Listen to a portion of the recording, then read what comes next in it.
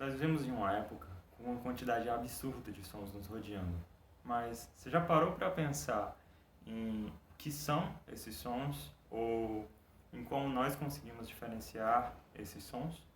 Eu sou Jean Duarte e o som ele é vibração, o som é movimento. Talvez você consiga perceber isso melhor colocando a mão no seu pescoço e falando. Quando você fala, você sente a vibração, é justamente o som. Sentiu? Certo. Mas como é que a gente consegue diferenciar um som de outro som? Daí nós temos as características ou parâmetros do som. São eles timbre, altura, intensidade e duração. Timbre é a característica ou parâmetro que nos permite diferenciar entre duas fontes sonoras, como duas pessoas ou dois instrumentos musicais diferentes, mesmo que tocando a mesma nota. É muito comum você encontrar o timbre sendo definido como a cor do som, porque é basicamente isso. Imagina que você tem dois objetos, ou dois carros, dois potes, e esses potes têm o mesmo formato, porém têm cores diferentes. Essa é uma forma de pensar o timbre. Por isso que ele muitas vezes é definido como a cor do som.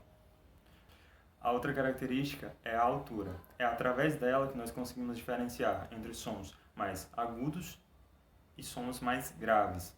É ela, por exemplo, que nos permite criar as escalas e as melodias que são tão presentes na música ocidental. E nessas melodias, por exemplo, é onde nós podemos ter sons mais finos ou mais agudos e os sons mais grossos ou mais graves. Além do timbre e da altura, nós temos a duração.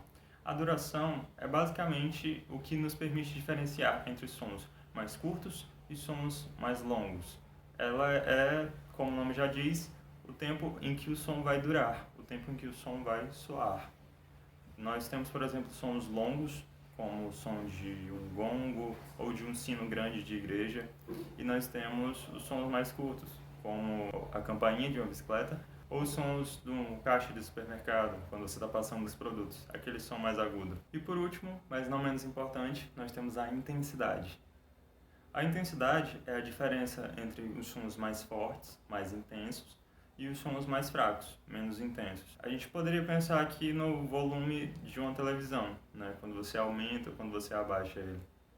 E aqui nós podemos comparar a sirene de um navio com o tic-tac de um relógio, que geralmente é bem baixinho. Então você consegue comparar sons mais intensos e menos intensos. Cada som, cada fonte sonora, ela tem suas características sempre modificadas. Então eu posso ter sons mais agudos e longos, sons curtos e graves, sons curtos e agudos. Os sons podem variar em todas essas características. Então, revisando, nós temos o timbre, que é a cor do som, isso para diferenciar as fontes sonoras. Nós temos a altura, sons graves, sons agudos. Nós temos a intensidade, que é sons mais fortes, sons mais fracos, sons mais intensos, sons menos intensos. E nós temos a duração, sons curtos, sons longos.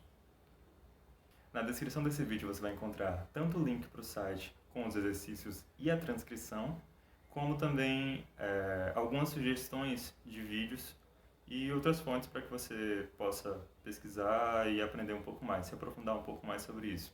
Lembrando, para algumas pessoas, esse assunto pode parecer bem bobo e bem superficial, mas é interessante que você tenha ele bem firme na cabeça, que você consiga perceber os sons ao seu redor, realmente ouvir os sons ao seu redor. Até porque essa daqui é a base para os próximos assuntos, como a leitura de partitura, a leitura da notação tradicional que nós temos.